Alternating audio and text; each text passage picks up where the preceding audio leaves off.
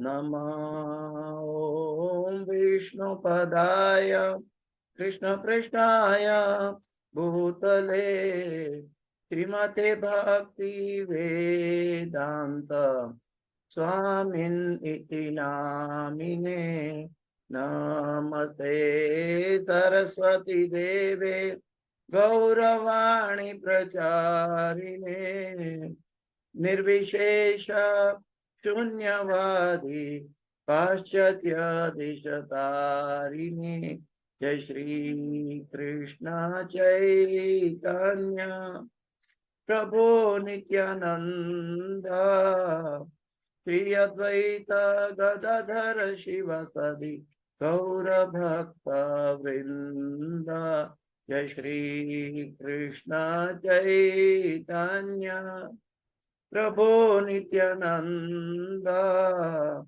श्री अद्वैत गदाधर शिवसदि गौर भक्त वृंद जय श्री कृष्ण चैतन्य प्रभु नित्यानंद श्री अद्वैत गदाधर शिवसदि गौर भक्त वृंद हरे कृष्ण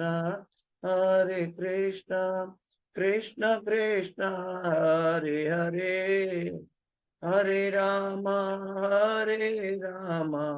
राम राम हरे हरे हरे कृष्ण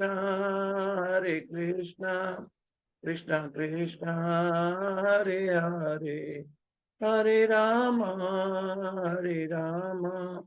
राम राम हरे हरे हरे कृष्ण कृष्ण कृष्ण हरे हरे हरे राम राम राम हरे हरे गोविंद जय जय गोपाल जय जय राधा रमण हरि गोविंद जय जय हरे कृष्ण कृष्ण कृष्ण हरे हरे हरे राम राम राम हरे हरे।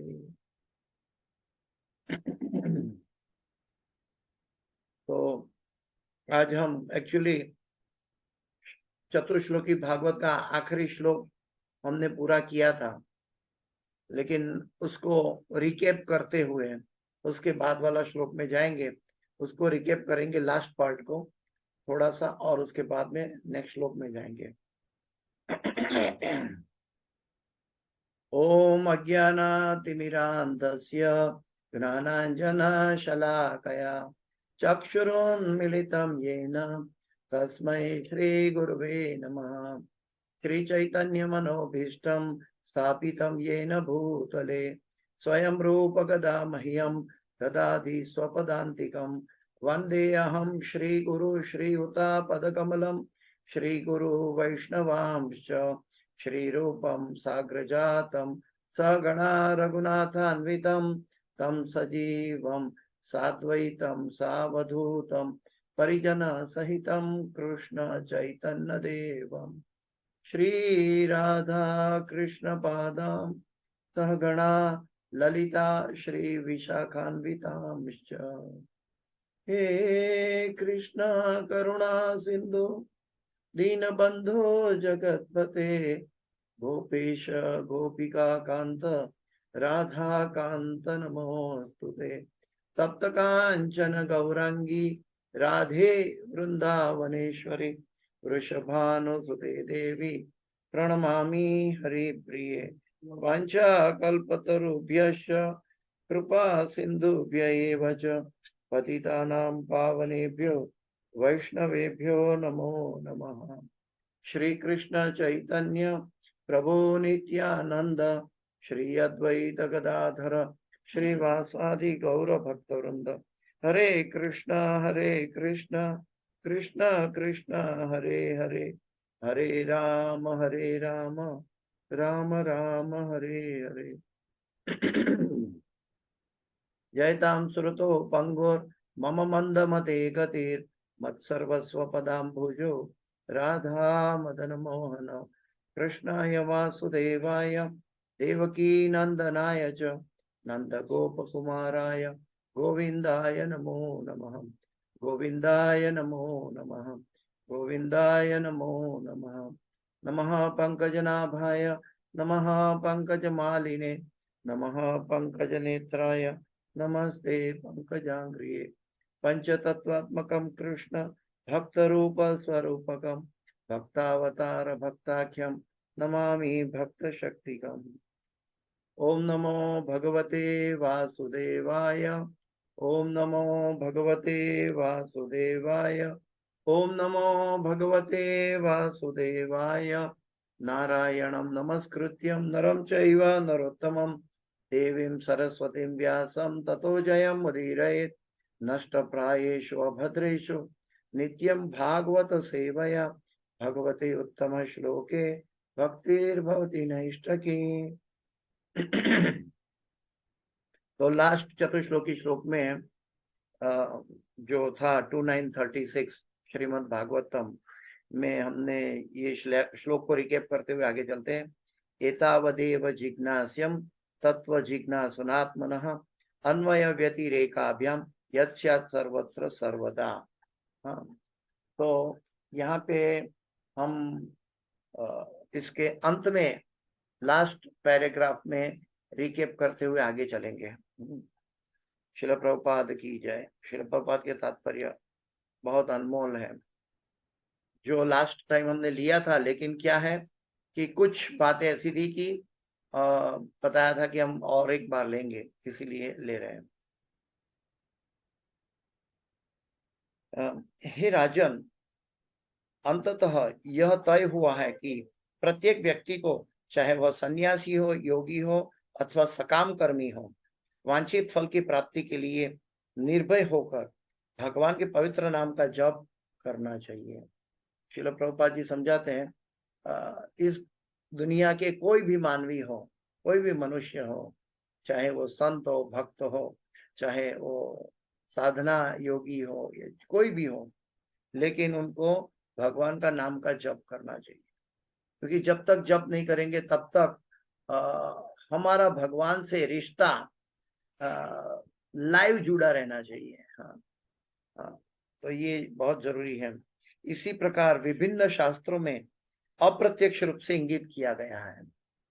श्रील प्रभुपाद जी की बहुत मेहनत है, अलग अलग शास्त्रों से अलग अलग बातें लेकर आए हैं श्रील प्रभुपाद जी। एक, भले ही कोई समस्त वेदों तथा शास्त्रों में निष्णात हो, किंतु वह परमेश्वर का भक्त नहीं है तो वह नराधम माना जाता है। तो जब तक हम एकेडमिकली इसको अप्रोच करना चाहेंगे तो ये समझ में भी नहीं आएगा, इसके अंदर हमारा मिथ्या अहंकार रहेगा और हम भगवान की गहरी गुढ़ार्थ को नहीं समझ पाएंगे। श्रील प्रभुपाद जी तो वहां तक कहते हैं कि उसको नराधम माना जाता है। शास्त्र को कोट करके बता रहे हैं, नराधम का मतलब है कि भगवान जो कहते हैं वो एज इट इज मानना चाहिए। देखिए, हम सबसे बड़ी बात करते हैं जो महाभारत के युद्ध में भगवान ने प्रदर्शित की। युधिष्ठिर महाराज धर्मराज थे। हाँ, वो सत्यव्रत थे, वो कभी असत्य उन्होंने जिंदगी में नहीं बोला और ज्येष्ठ भ्राता भी थे। लेकिन भगवान ने गहरा उपदेश अर्जुन को बताया। हाँ, तो इसके अंदर क्या गहराई थी?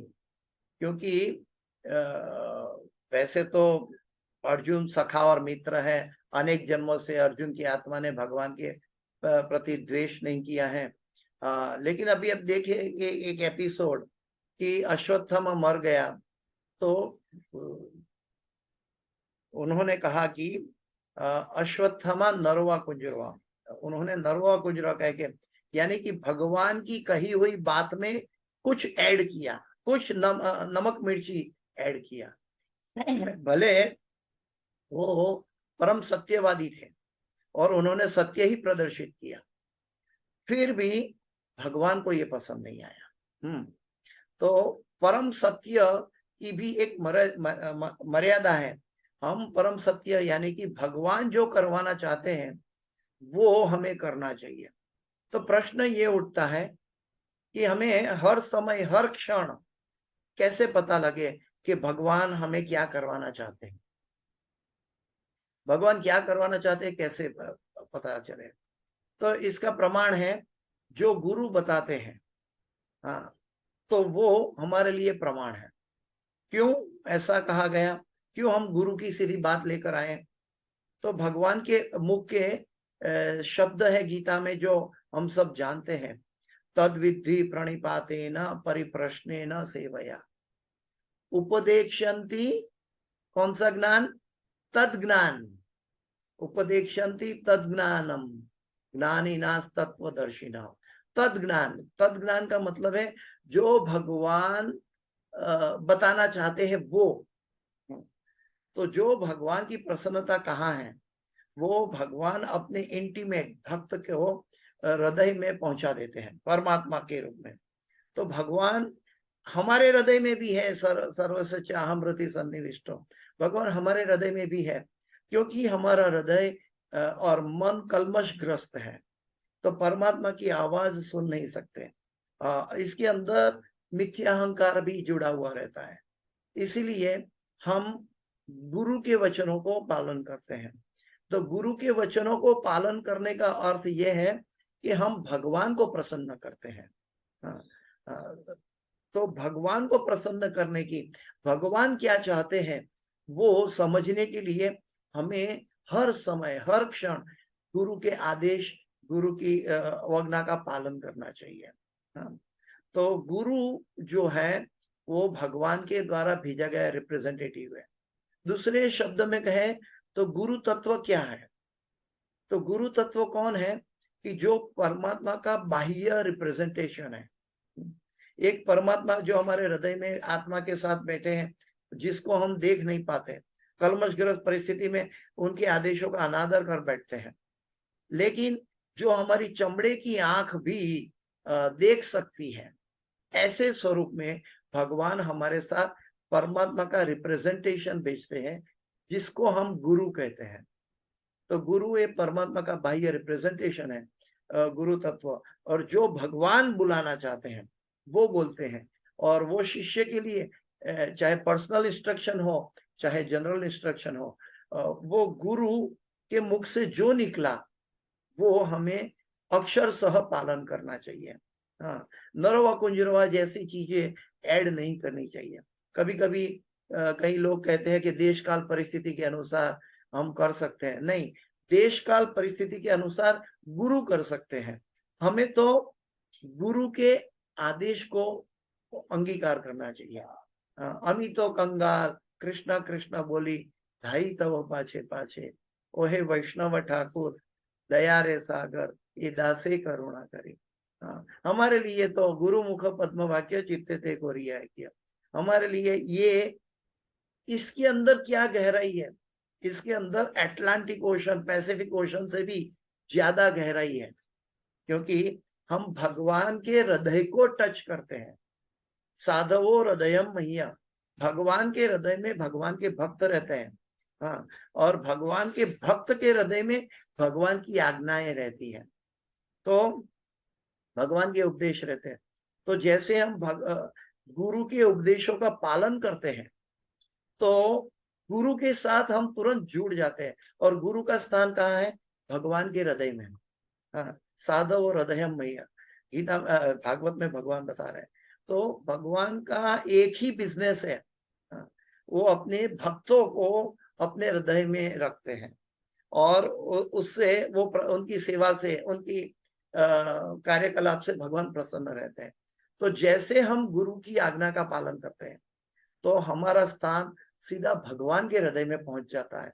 और भगवान के हृदय में पहुंचने का मतलब है हम भगवान को सही माध्यम से प्रसन्न कर सकते हैं। भगवान वहां तक कहते हैं कि जो मेरा भक्त है वो मेरा भक्त नहीं है, लेकिन जो मेरे भक्त का भक्त है वो मेरा सही भक्त है। भगवान, इसके पीछे भगवान का ये रहस्य है, क्योंकि भगवान अपने शिष्यों को, अपने प्रिय शिष्यों को अपने हृदय में धारण किए रहते हैं।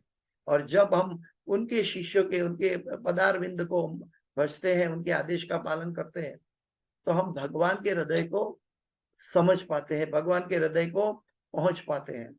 तो भगवान के हृदय को पहुंचने की ये एक सीक्रेट फॉर्मूला है। गरुड़ पुराण बृहद नारदीय पुराण तथा पद्म पुराण में भी इसकी पुनरावृत्ति की गई है।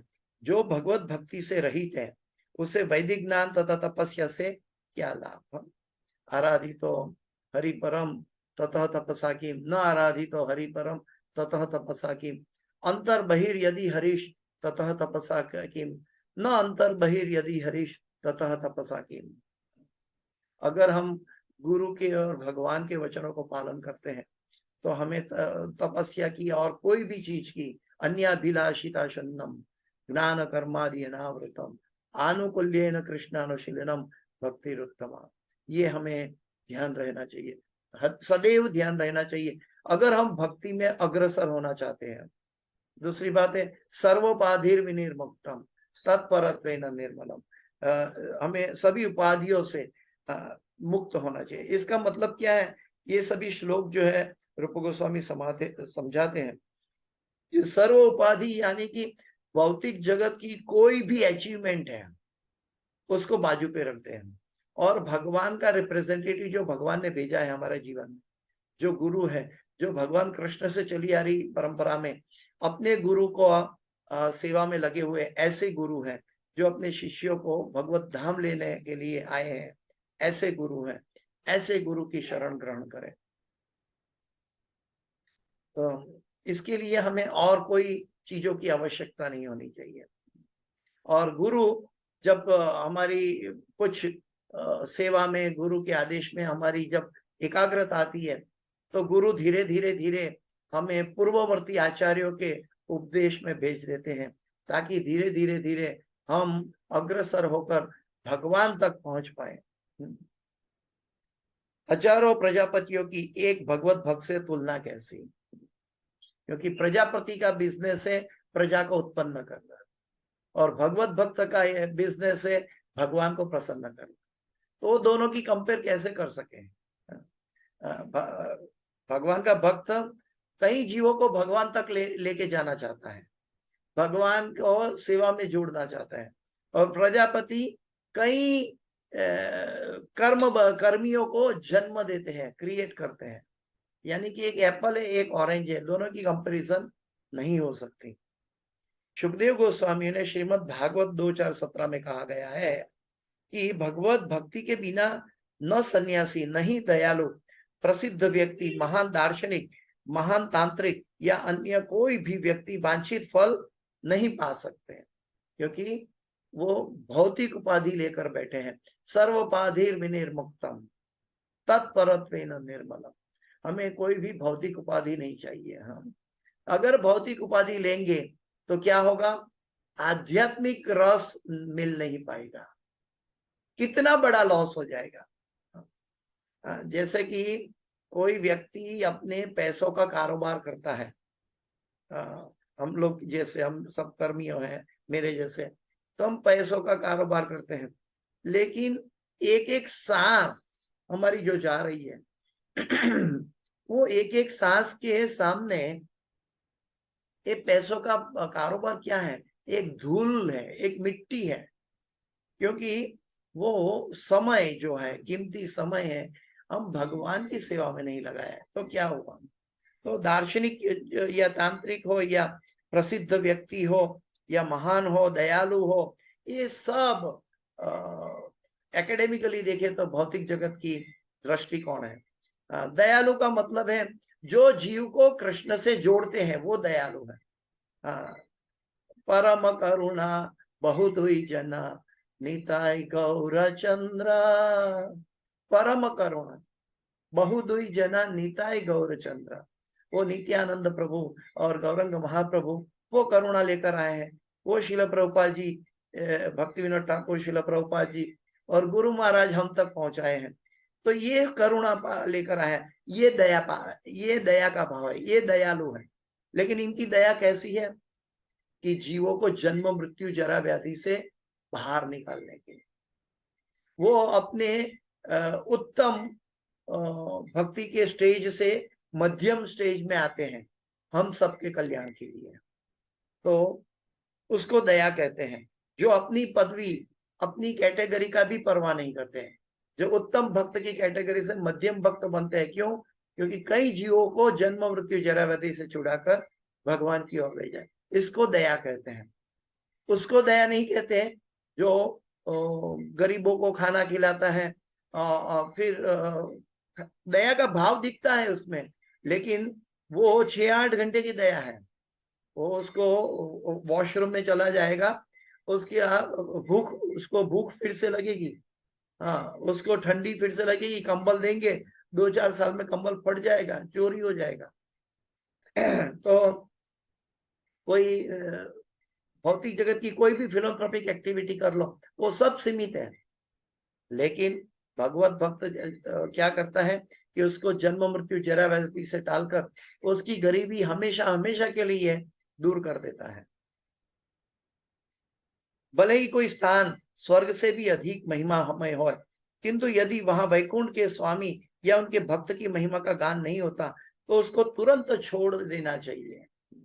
श्रीमद् भागवत के शुरुआत में भी सुखदेव गोस्वामी, व्यासदेव जी कह रहे, सुखदेव गोस्वामी जी कह रहे कि एक क्या बोलते हैं कि ये परमहंसों की संहिता है, यहाँ कैतव धर्म नहीं चलता।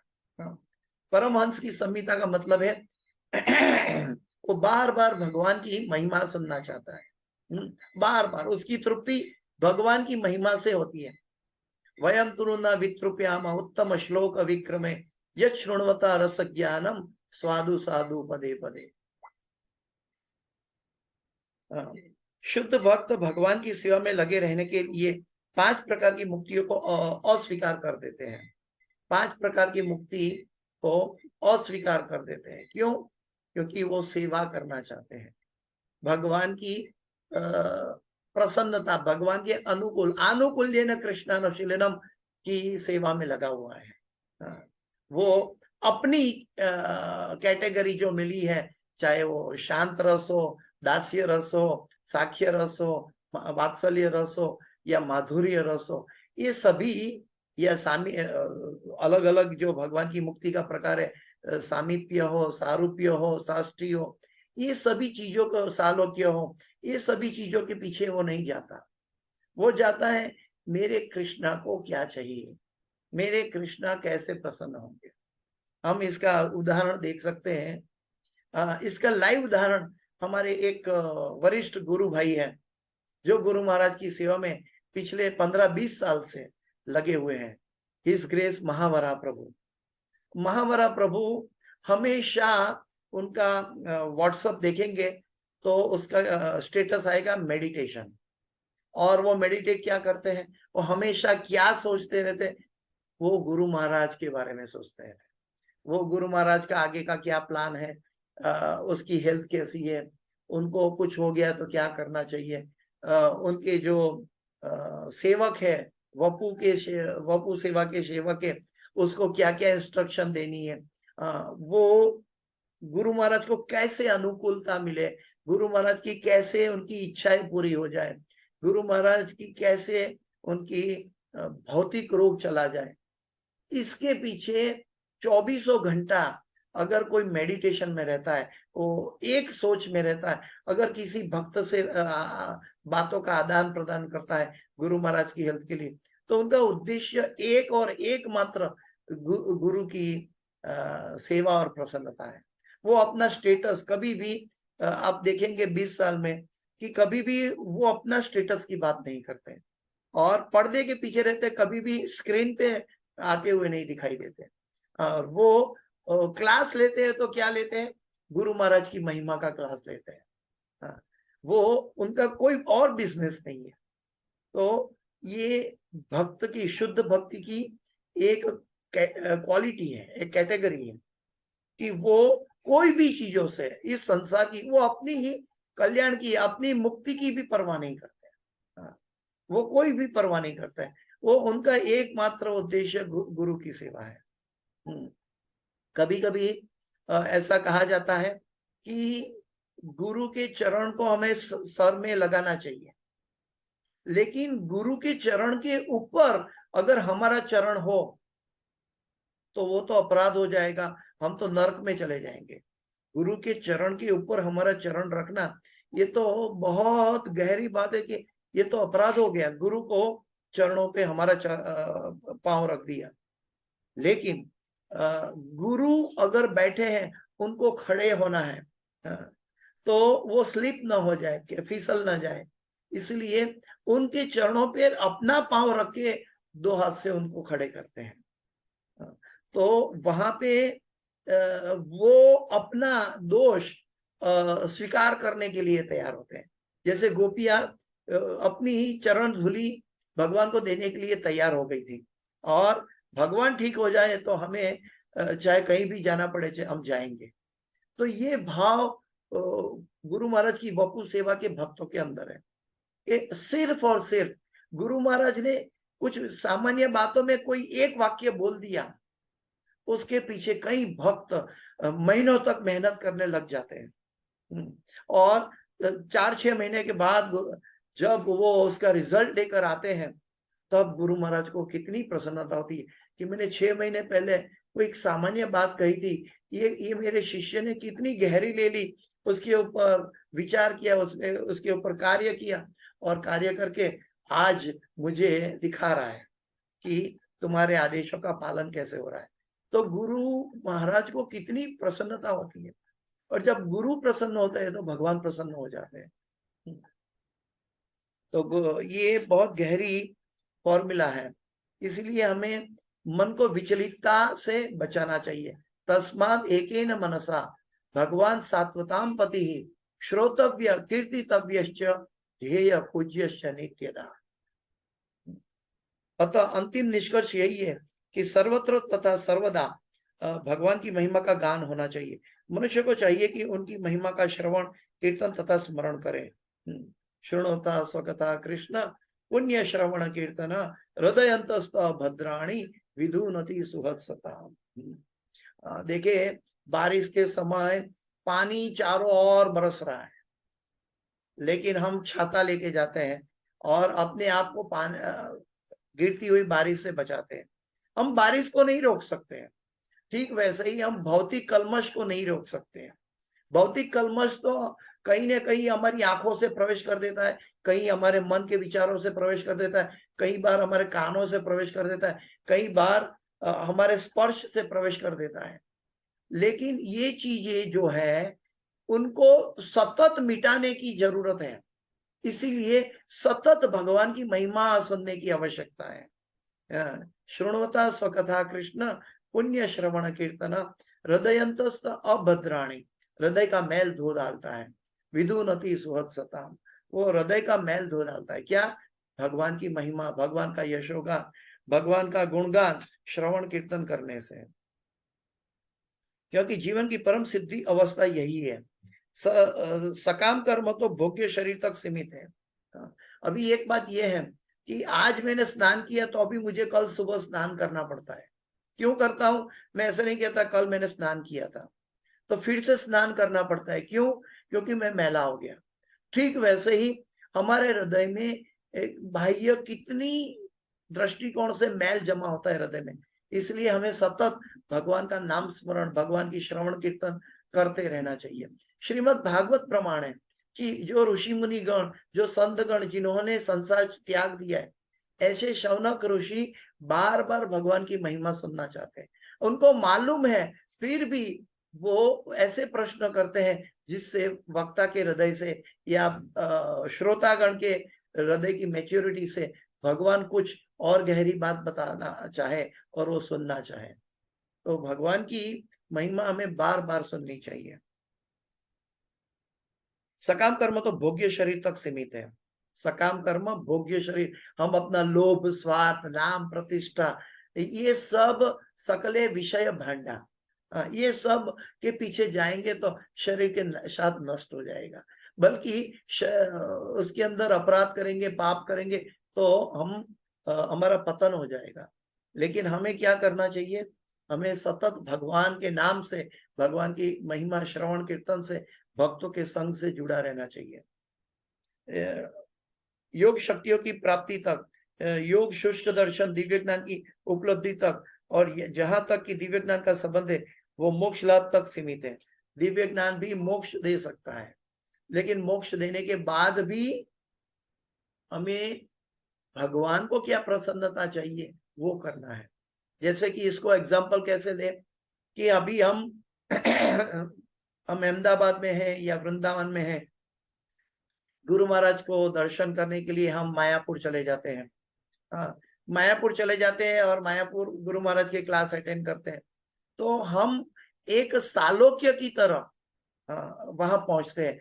कई लोगों के बीच में हम एक है और गुरु महाराज को बैठे हैं, लेकिन वहां के उनके शुद्ध परम भक्त जो उनकी सेवा में नियुक्त है, वपू सेवा में नियुक्त है, वो उनको तो 24 घंटा गुरु महाराज का दर्शन होता है, लेकिन वो गुरु महाराज की अनुकूलता क्या है उनका ख्याल रखते हैं।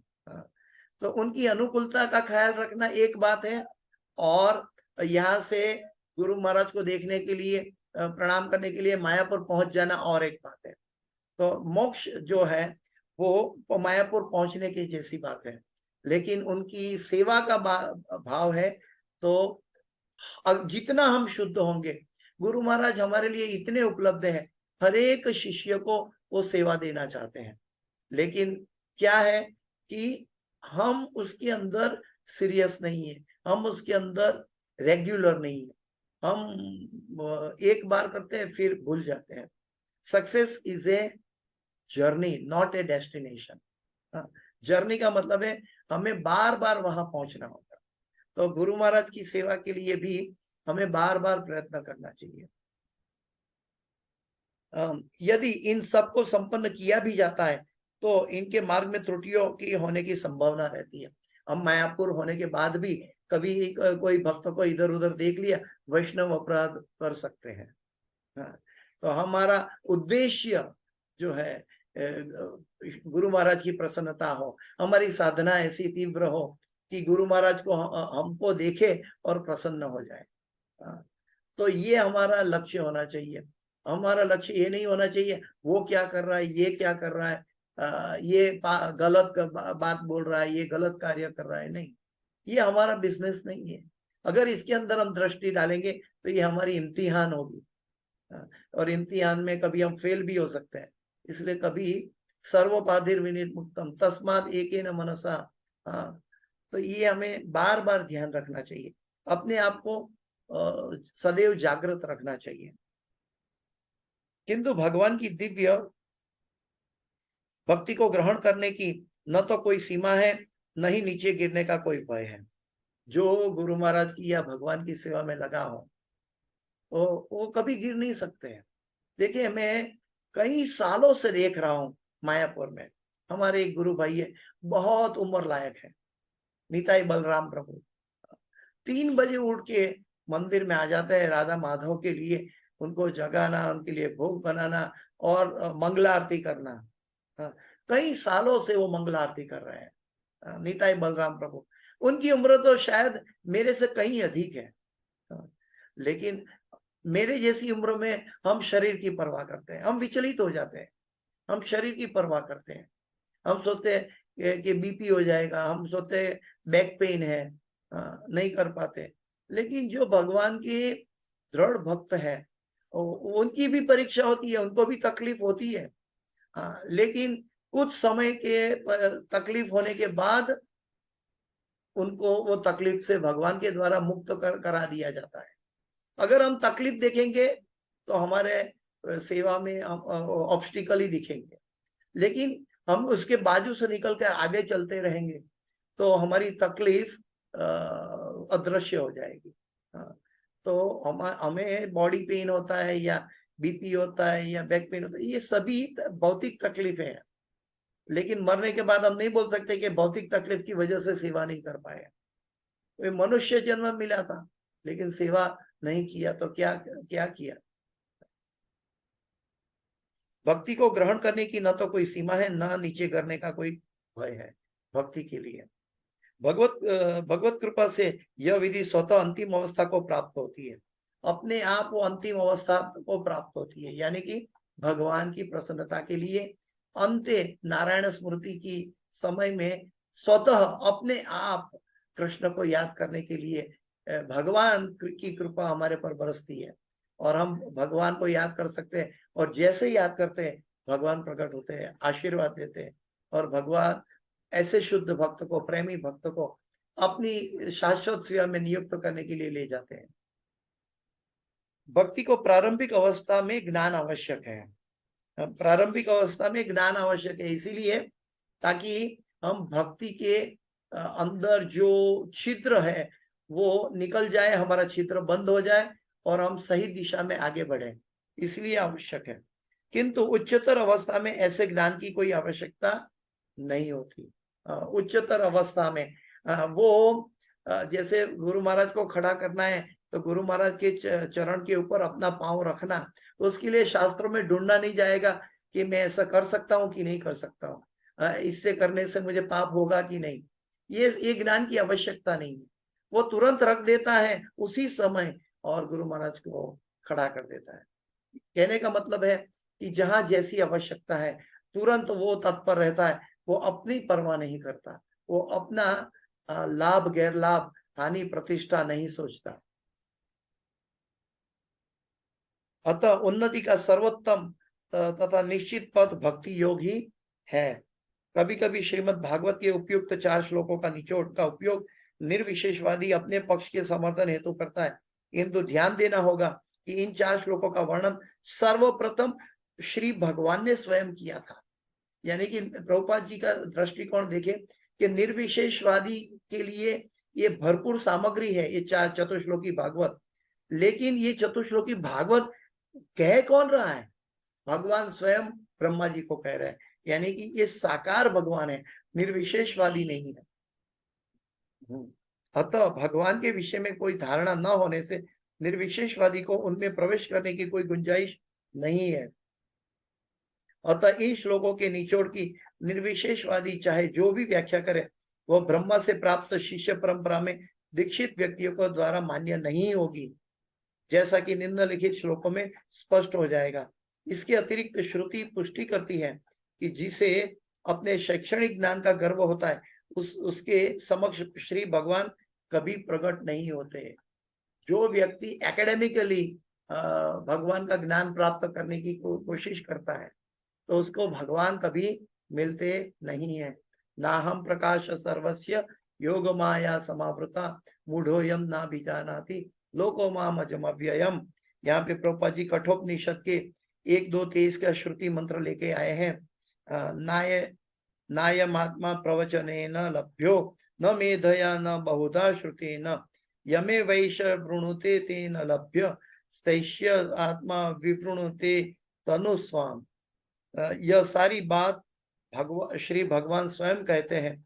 अतः जिसकी पहुंच भगवान के सगुण रूप तक नहीं है, वह श्रीमद् भागवत के सार को गुरु शिष्य परंपरा में किसी भागवत से शिक्षा ग्रहण किए बिना शायद ही समझ सके। तो इसके साथ चतुश्लोकी भागवत का प्रभुपाद जी का तात्पर्य यहाँ समाप्त हुआ। हरि ओम तत्सत। तो चतुश्लोकी भागवत के अंदर श्रील प्रभुपाद जी हमें समझा रहे हैं अल्टीमेटली इसको कंक्लूड कैसे करेंगे। तो अल्टीमेटली कंक्लूड में ये आखिरी श्लोक में बताते हैं कि हर परिस्थिति में, सर्वत्र सर्वदा, प्रत्यक्ष अप्रत्यक्ष, हर समय में हमें भगवान के शुद्ध भक्तों की शरण ग्रहण करनी चाहिए और भगवान के शुद्ध भक्तों की शरण ग्रहण करके हम भगवान की महिमा को उनसे सुननी चाहिए और भगवान की महिमा सुनते हुए भगवान के शुद्ध भक्त गुरुवर्य की या उनके तात्पर्य की महिमा सुनते हुए अपने आप को सदैव शुद्ध रखना चाहिए, सदैव हरि कथा सुननी चाहिए, सदैव हरि कथा में डूबना चाहिए। अभी देखिए श्रीमद् भागवत जो है सुत गोस्वामी द्वारा बुलाया गया, तो यहाँ पे ये देखना है कि जो शौनक ऋषि गण है उसमें से कई ऋषि मुनि सुखदेव गोस्वामी थे तभी भी कथा सुनी थी, लेकिन फिर भी जब सुखदेव गोस्वामी चले गए तो उन्होंने फिर से सुत गोस्वामी को कहा नैमिषारण्य में कि हमें वो कथा जो आपने सार ग्रहण किया था फिर से सुनाइए। तो ये बहुत जरूरी है और इससे क्या होगा तो आगे के श्लोक में थोड़ा नटशल में लेते हैं।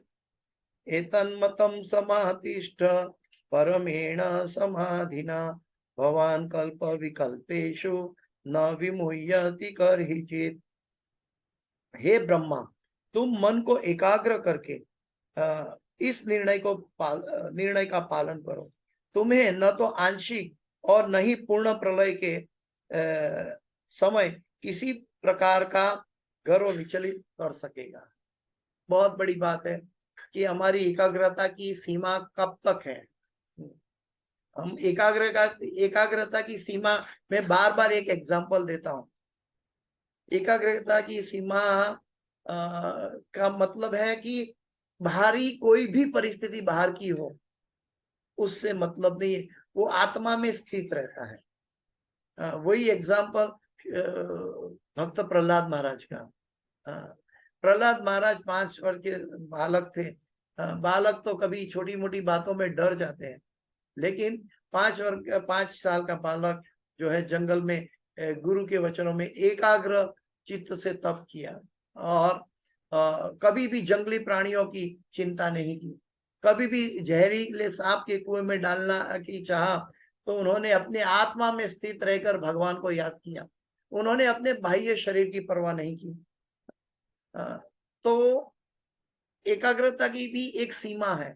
सामान्य व्यक्ति एकाग्रता कंफर्ट जोन में हो सकता है, फिर कंफर्ट जोन से उठ के जो इसको भगवान पर अटूट श्रद्धा है वो एक हो सकता है।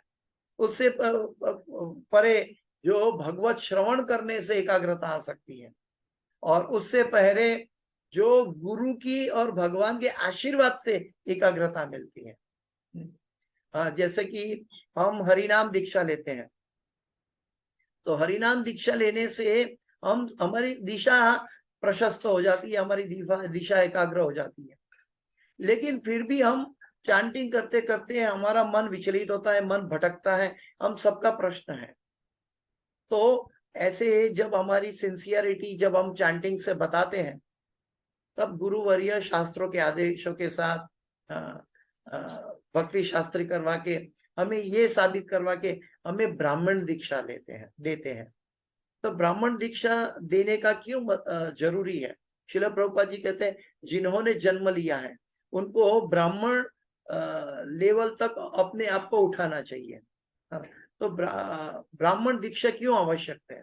क्योंकि वहां जब जो पर्टिकुलर सीक्रेट गायत्री मंत्र दिया जाता है, 7 अलग अलग तरह के गायत्री मंत्र देते हैं गुरुवर्य, तो वो बहुत सीक्रेट है। वो गायत्री का पालन करके हमारी एकाग्रता को एक नई ऊंचाई पर हम लेकर जाते हैं। जब हम नई ऊंचाई पर लेकर जाते हैं गायत्री मंत्र को, गायत्री मंत्र के जरिए, तब हमारी एकाग्रता दिव्य स्तर पर चलने लगती है। कहने का मतलब है कि गायत्री हमारी एकाग्रता के लिए एक बड़ा पोषण है, एक बड़ा हेल्थी फूड है, जिससे हम महामंत्र को भी एकाग्र चित्त से अपने गुरु के चरणों को प्रति एकाग्र चित्त से हम आगे अपनी भक्ति में प्रस्थान कर सके हैं, आगे चल सके। यहाँ पे भगवान स्वयं कह रहे कि हे ब्रह्मा, तुम मन को एकाग्र करके, मन को एकाग्र करने का मतलब है मन को कहीं और नहीं लेके जाना है।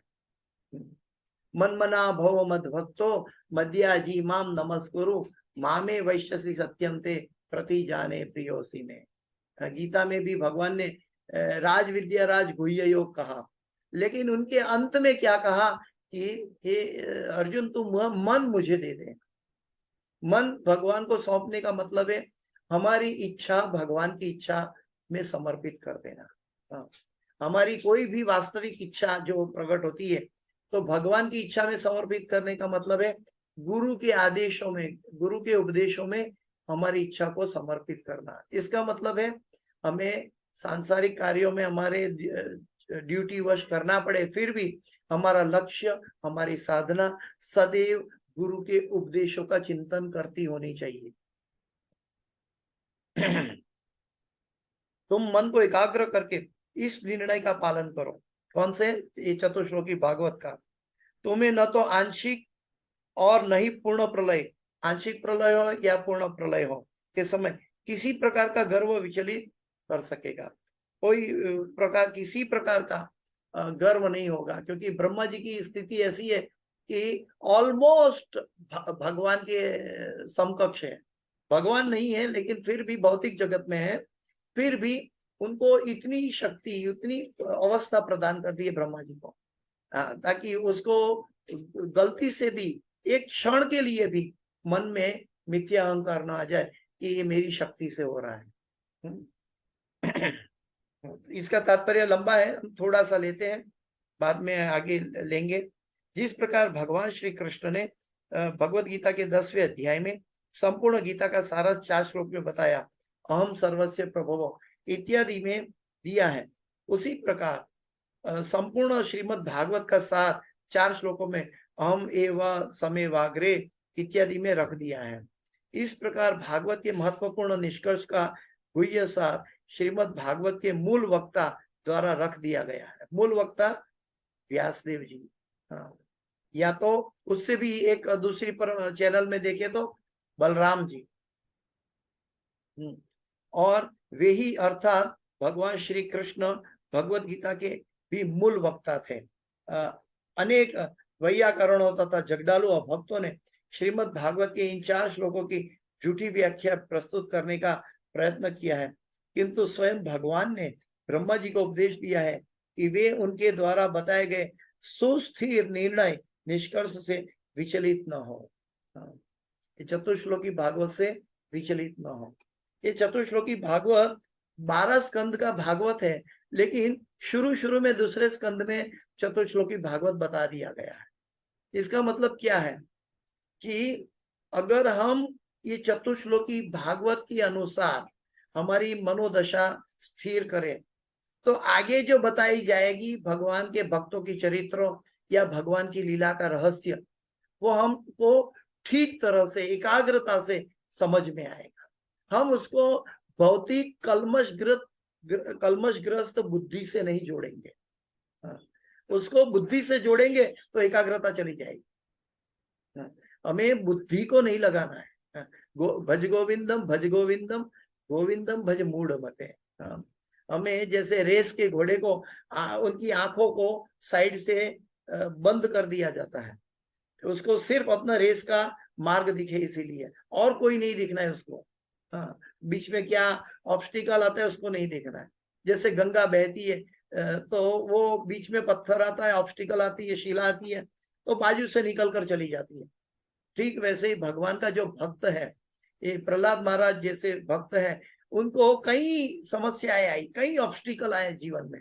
आग में डाला, पहाड़ से डाला, सर्पों के अंदर डाला, जहर पिलाया, कितनी समस्याएं आई, लेकिन उन्होंने अपने आत्मा के द्वारा नारद मुनि के दिया गया प्राप्त जो उपदेश था, वो अपने आत्मा के द्वारा सदैव भगवान के चरणों में, गुरु के चरणों में स्थिर किया, उनका पालन किया, इसलिए वो उनकी सफलता निश्चित हुई। श्रीमद प्रहलाद महाराज की सफलता का रहस्य ये है कि उन्होंने अपनी आत्मा से गुरु के वचनों का पालन किया। हम अपने शरीर से चैंटिंग करते हैं, इसीलिए विचलितता आती है। आत्मा से मतलब है शरीर का, हमारा मन का सबसे बड़ा शत्रु है काम। ये सबसे बड़ा शत्रु, काम को जीतने के लिए क्या करना चाहिए? हमारा इस दुनिया में कोई भी शत्रु, कई शत्रु है, सबसे बड़ा कहा गया है कि मन हमारा सबसे बड़ा शत्रु है, लेकिन मन के अंदर भी और एक शत्रु बैठा है जो सदैव चलता साथ में रहता है। कौन सा? काम वासना। तो ये काम वासना का शत्रु को भी कैसे ध्वंस करें? तो भगवान स्वयं गीता में ये बताते हैं कि काम को कैसे निकाला जाए। तो जब मैं ये शरीर नहीं हूं, मैं आत्मा हूं, आत्मा के स्तर पे मैं गुरु के वचनों का पालन करने की चेष्टा करूं, तो मुझे बाह्य, हमारी चक्षु, हमारा कर्ण, हमारे मन के विचार हमें विचलित नहीं कर पाएंगे। हम एक अलग स्तर पे उठेंगे कि मैं तो आत्मा हूं, मैं ये शरीर नहीं हूं। तो आत्मा के जरिए में गुरु को, तब मुझे सिर्फ और सिर्फ गुरु मुख पद्म वाक्य चित्ते ते कोरिया ऐक्य दिखाई देगा, और कुछ नहीं दिखाई देगा। तो आत्मा के जरिए, यानी कि हमें जब भी ऑब्स्टिकल दिखे हमारी साधना में, तो हमें अपने आप को तुरंत सोचना है, मैं तो आत्मा हूं, और आत्मा को ये भौतिक ऑब्स्टिकल बीच में नहीं आ सकते। आत्मा तो भगवान का अंश है, तो तुरंत अपने आप को गुरु के चरण कमलों के, गुरु के आदेशों को, भगवान के उपदेशों को जोड़ दे अपने आत्मा को, ताकि बाह्य जो शरीर को परिस्थिति हुई है वो हमें तकलीफ न दे। गुरु महाराज को कितनी तकलीफ है, लेकिन गुरु महाराज हर रोज सुबह चिल्ला कर बोलते हैं, I am not this body. इसका मतलब है वो सदैव आध्यात्मिक स्तर पे स्थित रहते हैं, कभी भी मन को, बुद्धि को मौका नहीं देते हैं कि मेरा शरीर की तकलीफ है, मुझे ये करना चाहिए। ये एग्जाम्पलरी गुरु मिले हैं हमें। तो हमें ये देखना चाहिए कि हमारा मन कैसे विचलित न हो, हमें आत्मा से भगवान की सेवा करना की चेष्टा करनी चाहिए, क्योंकि आत्मा भगवान की सेवा में शाश्वत नियुक्त हो सकता है, शरीर नहीं। किंतु स्वयं भगवान ने ब्रह्मा जी को उपदेश दिया और उनके द्वारा बताया गया सुस्थिर निर्णय निष्कर्ष से विचलित न हो। श्रीमद् भागवत के 4 श्लोकों का शिक्षक भगवान थे और ब्रह्मा ज्ञान प्राप्त करता विद्यार्थी थे। शब्द आडंबर द्वारा अहम शब्द की भ्रांत व्याख्या से श्रीमद् भागवत के कट्टर अनुयायियों को विचलित नहीं होना चाहिए। श्रीमद् भागवत श्री भगवान के तथा उनके भक्तों का जो भागवत कहलाते हैं मूल पाठ है, और किसी भी बाहरी व्यक्ति को भक्ति के इस गुह्य साहित्य तक पैठ नहीं होने देना चाहिए। कई तो धर्म को तुरंत ही रिजेक्ट कर दिया गया। सेकंड ही दूसरे श्लोक में, भागवत के दूसरे श्लोक में ये परम संहिता बताया गया, ये इसमें कैतव धर्म नहीं चलेगा बताया गया, और कलयुग के मानवी मंद बुद्धि है और उनकी दशा क्या है, तो उनका उपचार कैसे होगा, भागवत में वो कैसे प्रवेश करेंगे, ये सीक्वेंस बाय सीक्वेंस क्रमशः सुखदेव गोस्वामी, आचार्य गण या शौनक ऋषि के प्रश्न हमें सही मार्ग पे, मैच्योरिटी पे लेकर आ रहे हैं। किंतु दुर्भाग्यवश निर्विशेषवादी, जिसका भगवान से कोई संबंध नहीं है, कभी कभी अपने व्याकरण संबंधी अल्प ज्ञान तथा शुष्क चिंतन से श्रीमद् भागवत की व्याख्या करते हैं। अगर व्याकरण से हम एनालिसिस करेंगे, संधि छुट्टी करेंगे, तो हमें भगवान का गुणार्थ नहीं मिलेगा। हमें जिष्ट देखना है, तात्पर्य देखना है, तो हमें गुरु का मतलब कि गुरु क्यों करवाना चाहते हैं, गुरु हमसे ये क्यों करवाना चाहते हैं, क्यों अमेरिका में जन्मे हुए गुरु हम तक पहुंच के दीक्षा लेके हमारे कर्म लेना चाहते हैं, और इतना बड़ा हमारे जन्म मृत्यु जरा व्याधि के कर्म लेना चाहते हैं। तो ये गुरु है, और गुरु के जरिए हम ये सब कर सकते हैं। मैं अपनी वाणी को यहाँ विराम दूंगा, समय 8 बजने जा रहा है। किसी का कोई प्रश्न है तो बाद में कर सकते हैं। इस क्लास की कोई भी सुकृति है तो मेरे गुरु महाराज हिज होलीनेस जय पताका स्वामी आचार्यपाद गुरु महाराज की है। इस क्लास में कोई भी गलती, क्षति या कोई भी मेरी गलती हुई है मेरी वाचा की, तो वो मेरी है, कृपया मुझे क्षमा करें। वांछा कल्पतरुभ्यश्च कृपा सिंधुभ्य एव च पतितानां पावनेभ्यो वैष्णवेभ्यो नमो नमः। अनंत कोटि वैष्णव वृंद की जय। शिल प्रभुपाद की जय।